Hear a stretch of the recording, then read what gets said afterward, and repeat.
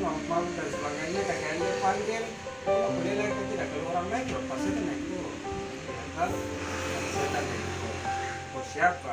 Itu kan dengan renungan saya coba bawa, makanya saya coba putarkan dari awalnya seperti itu. Jadi didikan dari saya ke bapak itu keras, tetapi akhirnya ke saya itu seperti yang ada. Tapi puji Tuhan ketika saya belajar dengan keadaan yang saya sudah, kita manusia atau pemuda yang khusus kita teman-teman pemuda-pemuda yang ada di Papua. Saya tidak banggakan bahwa Maluku punya tradisi atau pendidikan lebih bagus dari Papua, tidak. Tetapi yang terjadi kita di Papua itu kita pendidikan berombo. Akhirnya yang terjadi pemuda yang ada membangkang dari orang tua, dia bikin susah, dia suka kawin juga, dia masih datang bergantung ke dia ke orang tua, dia sudah bekerja juga punya kadang bisa punya apa itu terjadi. Saya sudah lihat nyata-nyata di dalam kehidupan pemuda-pemudi yang ada khususnya anak Papua. Kalau tidak selesai sekolah, paling kan SD, SMP, SMA dia sudah putus karena pacaran atau merokok atau minum dan sebagainya. Itu sudah jadi hal lumrah yang itu biasa dilakukan dari kehidupan ini. Sampai kakek Iqbal itu ayat 8 sampai 19.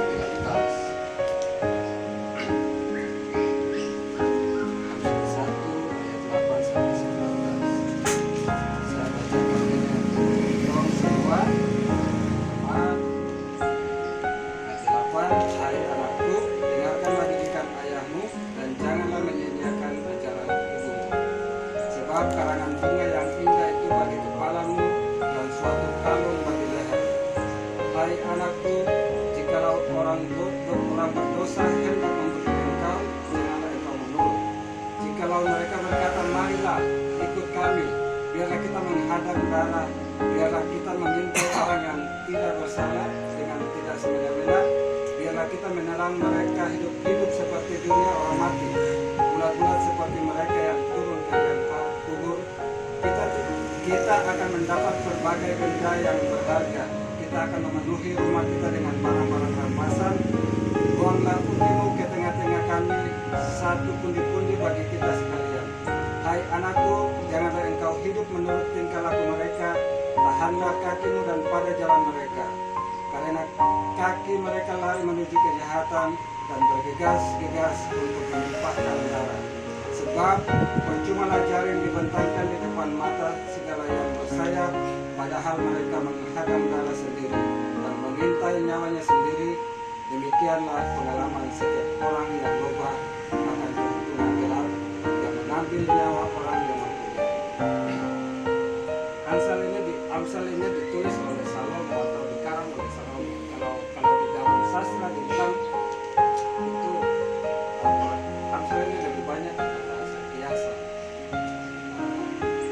bahasa kiasan itulah akhirnya kadang-kadang disalahartikan sama teman-teman kita yang muslim, karena mereka lupa ini bahasa kiasan, bahasa apa diartikan sedetail atau lebih kurang dipastikan. Padahal kalau bahasa kiasan kan bisa ditafsirkan berubah-ubah. Kita bicara bahasa ini, kalau bahasa kiasan bisa tafsir berbeda-beda. Amsal ditulis oleh Salomo atau dikarang oleh Salomo, yang notabene kawin saja bayar. Ya, dia juga kawin banyak. Nah, pada intinya orang ini kacau lah, kacau. Tetapi raja yang beristri orang yang sebenarnya dilarang oleh Alkitab, tetapi dia juga mau kawin orang itu. Akhirnya dia jatuh dalam dosa. Kenapa dia bisa tulis Amsal ini? Sebenarnya berangkat dari bagaimana pengalaman pribadinya dia yang dituangkan di dalam sastra-sastra Ibrani sebenarnya. Makanya seperti inilah jadinya. Tujuan dari Amsal itu kalau kita buka di Google itu diartikan bahwa tujuan kita Amsal adalah untuk mengenal hikmat dan didikan. jika seorang ingin hidup dengan di jalan yang bijaksana, ia mesti pertama-tama mengetahui apa kebijaksanaan itu dan memahami ungkapan yang ada di dalamnya. Salah satu ayat itu tujuan dari Amsal. Jadi tujuannya Amsal ini adalah mengenal hikmat dan logika. Makanya kita tadi saya buka pertama itu tentang tentang bagaimana kerasnya pendidikan dan sebagainya, karena saya juga mau untuk urutkan bahwa memahami Amsal itu sebagainya. Saya bukan orang pendeta, kan saya tidak selesai dari pendeta yang merokok buat.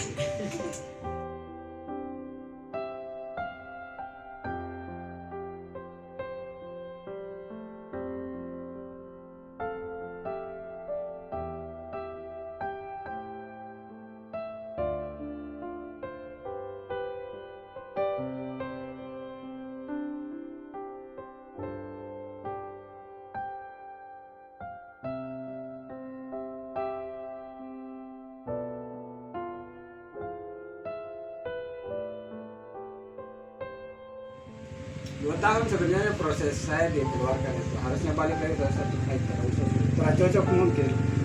Nah, tetapi saya udah maksudnya saya bukan seorang pendeta, tetapi ya mari kita sama-sama renungkan setiap firman atau Amsal ini. Itu tadi tujuannya. Berikut kalau tujuan dan terakhir. Ini inti dari Amsal. Makanya pertama saya punya judul yang diartikan sama lembaga Alkitab Indonesia adalah nasihat dan peringatan. Teman-teman, kita punya hidup ini kalau terhadap saya beberapa dia bilang begini, kau itu kalau tidak hidup dengan didikan, kau itu sebenarnya kurang ekor saya jadi binatang. Kurang ekor saya jadi binatang kalau kau sudah hidup dengan didikan. Kenapa didikan itu penting? Ya, tahu? Kita tahu kalau tidak ada didikan, yang mau di asal sana yang tadi itu kita itu pastinya jadinya begitu. Kalau tidak ada didikan, kita harusnya mendidik anak-anak ini, apalagi di umuran kayak Penti atau ya, yang pubertasinya, yang tua saya pubertasi apalagi itu ngeri. Saya tuh kadang-kadang dulu dalam rumah tuh saya pikir anak kecil ini kayak ini perempuan, saya ini laki-laki tuh kacau. Anak kecil ini kalau dikacaukan sama anak laki-laki lain, saya tuh mau kebunuh mati. Itu sudah jadi pikiran saya. Padahal anak masih kecil, belum sekolah, belum TK. Tapi itulah sadarnya manusia atau laki-laki orang tua itu pasti punya pikiran bagaimana didikan untuk anak-anak. Bagaimana dia ke masa depan besok, bagaimana sekolah di mana, tetapi saya berbicara atas dasar bahwa nasihat dan peringatan ini bahwa mari didikan itu penting dalam kehidupan kita. Kenapa saya bawa ini ke sini? Karena saya tahu siapa namanya Laban, Nimrod dan sebagainya. Iya. Itu tujuan saya sebenarnya. Terima kasih. Kita jangan terlalu muluk-muluk.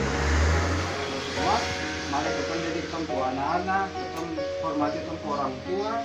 Siapapun dia yang lebih tua dari kita hormati, siapapun yang lebih muda bukan kita injak, tapi kita lebih menghormati mereka sama-sama, bahwa karena pendidikan itu penting. Mari kita berdoa untuk berkaya dengan singkat yang sudah hamba coba tanamkan, biarlah Tuhan tanamkan itu di dalam pikiran hati kami semua, terkhusus untuk Laban dan teman-teman atau adik-adik kekasih yang ada dalam rumah ini, untuk bagaimana menghormati orang tuanya, bagaimana menghargai orang tuanya, bagaimana hidup harus takut akan Tuhan, dan didikan itu penting dalam kehidupan kami hari lepas hari. Terima kasih Tuhan, kami berdoa bersyukur untuk setiap firman atau renungan singkat yang sudah kami bawakan, bahkan teman-teman yang sudah menyaksikan cinta kasih Tuhan yang sudah luar biasa mereka sampaikan, harapan-harapan atau pergumulan-pergumulan kami dari Pamka, bahkan Jemaat Doroi. Kami bersyukur untuk segala sesuatu yang Tuhan buat dalam kehidupan keluarga besar kami, Wanio, Indo, Salapai, bahkan Ifamut dan Isba. Tuhan, kami bersyukur untuk setiap pergumulan-pergumulan, bahkan setiap kesempatan yang ada. Terima kasih Tuhan, kami tutup setiap rangkaian ibadah saat ini hanya di dalam nama Tuhan Yesus Kristus.